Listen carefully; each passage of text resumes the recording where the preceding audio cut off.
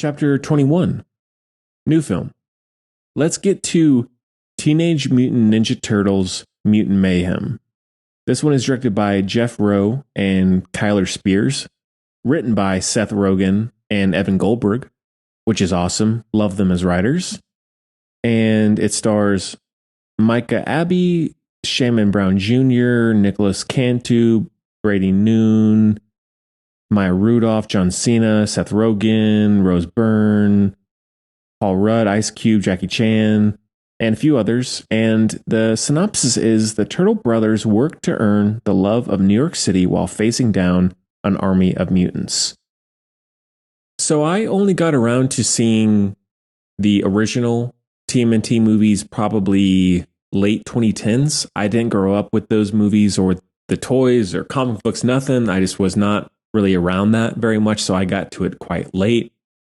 I had seen all of the other movies leading up to this one when this one was announced, and I was immediately excited when I heard that Seth Rogen was going to be a part of the writing team. I think he is an amazing writer, and he sure has his share of duds, but there's something about his voice that just works for me. I think he's hilarious, and I love Seth Rogen across the board, both acting and writing wise. And one big thing right off the bat that intrigued me as well was that this one clearly, maybe I'm crazy, this one definitely takes from the Spider-Verse animated films in terms of the movie looking sort of concept arty, sketchbooky sort of style. And I think that is great. I love that new style of animation. I'm so thankful for those Spider-Verse films that are out because I think they are both fantastic. And that animation is so unique.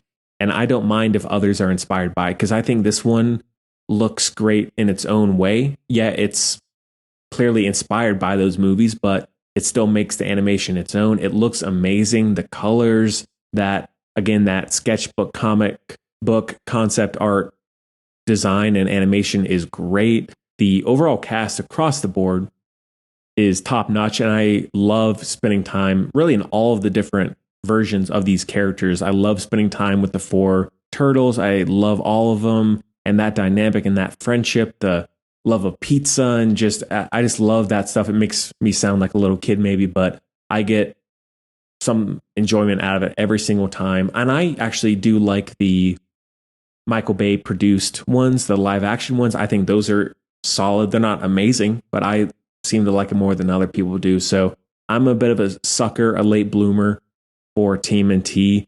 I don't think that this one is a 5 out of 5 amazing. I've only seen it twice now. Maybe it'll continue to grow on me over time. There are points in the middle where the plot, the pacing drops off a little bit. It's not very long, which I appreciate, but it's still, I don't know, maybe the animation was too in your face or too distracting, or it was direction, but I do find that there are parts that drag a little bit for me. Not too much, because everything else in the movie is excellent. The designs of the different creatures and monsters that they encounter is great. It's not really spoiler. The final moments back to school with the turtles, that's a really fun ending sequence to the movie. So it's definitely underrated. Not a best of the year for me, but I really, really enjoyed it.